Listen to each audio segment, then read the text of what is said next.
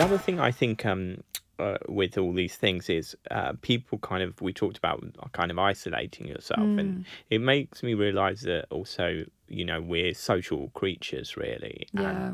And, obviously some people are introverts and they quite like their home comfort and, they enjoy that. But I think still, whatever happens, we're made to be with others. So that's why all of this kind of things from the pandemic and the that isolation is so difficult, because it's not the way that we're meant to be. It's not, is it? I mean, I had to shield, so I was inside my house for such a long time, and I'm a very social person. Like, I love being around other people, and as much as I loved being in my house with my pugs, it wasn't enough. But when it came time to actually start seeing people again, That was hard. I was like, I don't want to see anyone. I was like, I haven't had a conversation with anyone face to face for so long. I can't do it. I didn't know whether to hug, and then if someone went to hug, I was like, what? You're like, oh my God, do we touch? I run the other direction? Exactly.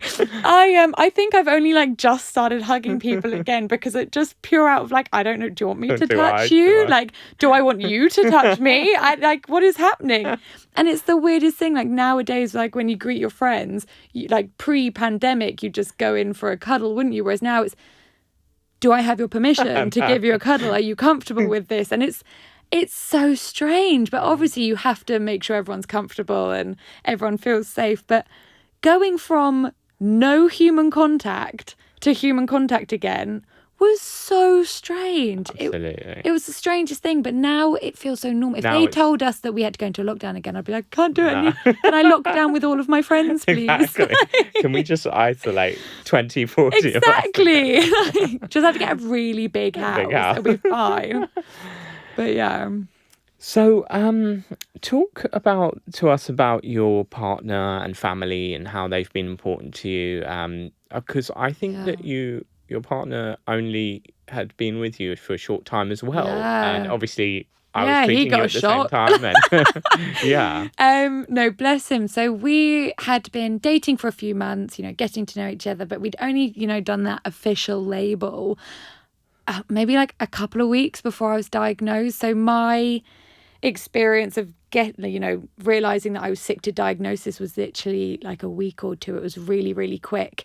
And we were meant to be going away for a weekend to Bath, I think, and I get a call on the Friday morning, look, you have to come in and see us this afternoon. I said, look, I'm going to Bath, can this not wait? So no, you have to come in. So me and Kyle, my other half, we drove to the hospital, and I thought, right, well, we'll do this appointment, then we'll head down to Bath.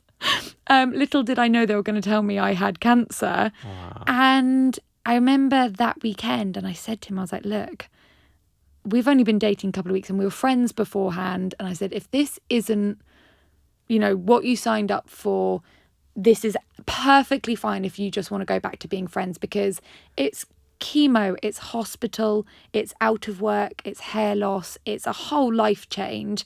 And I just felt like I was just going to be such a burden on him. And he literally turned around and was like, it's fine. Wow. No, but it was like water off a duck's back. It was so casual. And I felt really bad, because any time that I spoke about this throughout treatment with anyone, I said, give it a couple of weeks, he'll dump me. Give it a couple of weeks, we won't be together.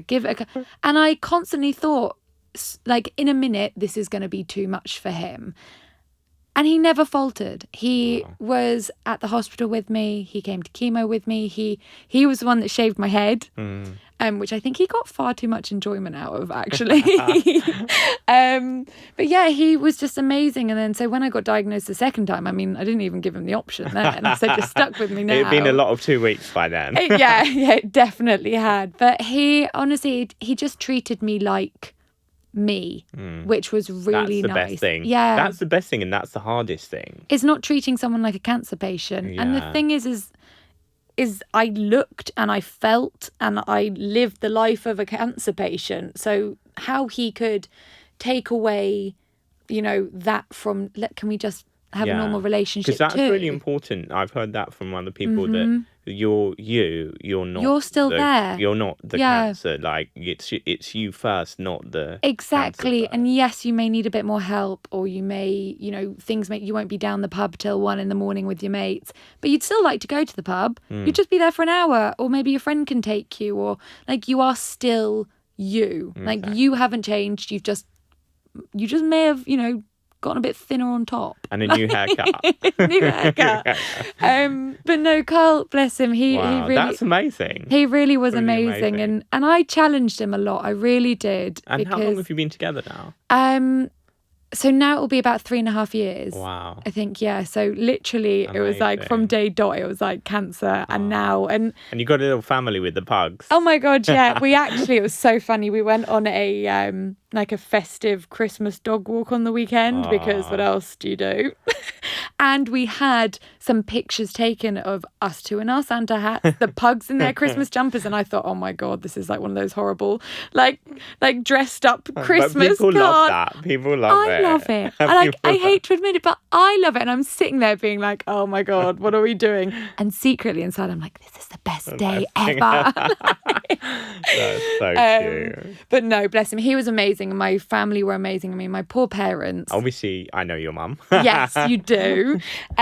She is very excited to be having her smile makeover with you as well. She's amazing. Oh, well, I'm biased, so I'm glad you think so too. Yeah, absolutely. No, my poor mum. So when I got sick, I was living with my mum, and it was like, for her, it must have been like having a 4-year-old in the house again, because she had to drive. So I couldn't drive anymore because I ended up being too weak to drive. So she had to drive me everywhere.